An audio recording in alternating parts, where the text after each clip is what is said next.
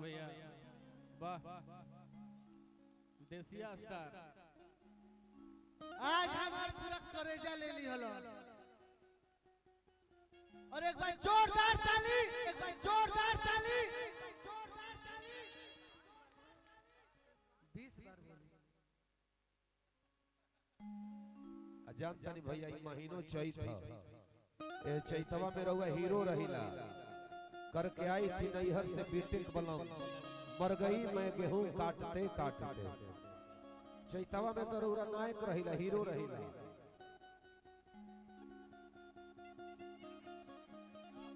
वाह जय भोजपुरी जय भोजपुरिया समाज। हेलो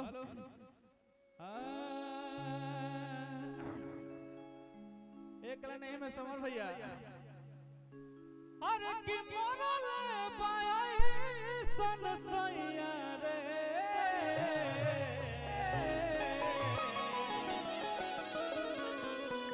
औरतिया कहते हैं समर भैया का कहती आई तारा से बढ़िया हमने के ना कहे जौन आजमगढ़िया स्टाइल में भैया बोलेला ना तू धारा बेला थरे सर तू चला बेला थरे सर अभी सब गाना होई अरे गरम में सगिल भल कुरुतिए राजा मजला द आए ए पिया खालो खाली सुरुतिए पिया खालो खाली सुरुति अमार लमुरुकिए राजा मजला दो गरम सगिल भल कुरुतिए राजा मजला दो देहिया में बढ़ जाए कुरुतिए राजा मजला दो ए पिया खालो खाली सुरुति ए पिया खालो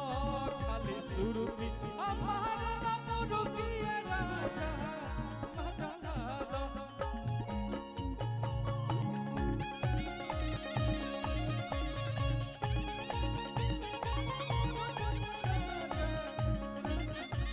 भैया हो लेकिन हम रानी है जकावा मुखड़वा पूरा कर ले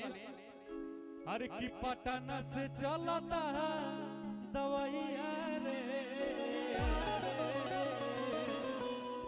पटना से चलता दवाइया रे एक लाइन रहो कुछ कही हीरोआ सखी रे हीरोआ सखी सखी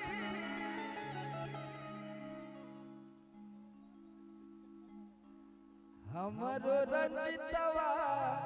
हीरोआ सखिया सखी। ये हमारे सबसे दिल के करीब रहने वाले भाई हैं रंजीत सिंह। इनको जितना ज्यादा से ज्यादा हो प्यार आशीर्वाद देते रहिए आपके अपने भाई और दिल से महादेव से यही प्रार्थना है कि तू ऐसा ही चमकत रहा हमेशा हिट को हिट देते रहा दवाई खियावत रहा। Thank you. आपको भी बहुत चाहने वाले हम लोग हैं यहाँ इसीलिए ना बज रहा है पूरा चाप के बलमुआ के बलम गाजी आवल हो बिपाशा सोनाली एने आवलो कि जमन सुनर होले लड़की हो का गई हो उत तेज होले बड़ा की हो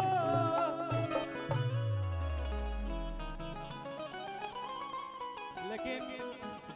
जवन ना घरी कांड होता नो घरी देखते बड़ा लोग गरीब छोड़ के चल जाता ऐसा कहा कहा घरी जौने ना रील पे ड्रम वाला सेट घरी ट्रेंडिंग में बानू दादा का पूरा दुकान पे ड्रम का बिक्री कम हो गई बा। यस ये हमारे मित्र आए हैं तमाम लोग ही जाइल बाटे सुमित चंद्रवंशी भैया गीतकार आइल बानी सबके दिल से अभिनंदन स्वागत बा। औ होइल बड़े मधु जी देखो उन्हें हाला करता रहे सर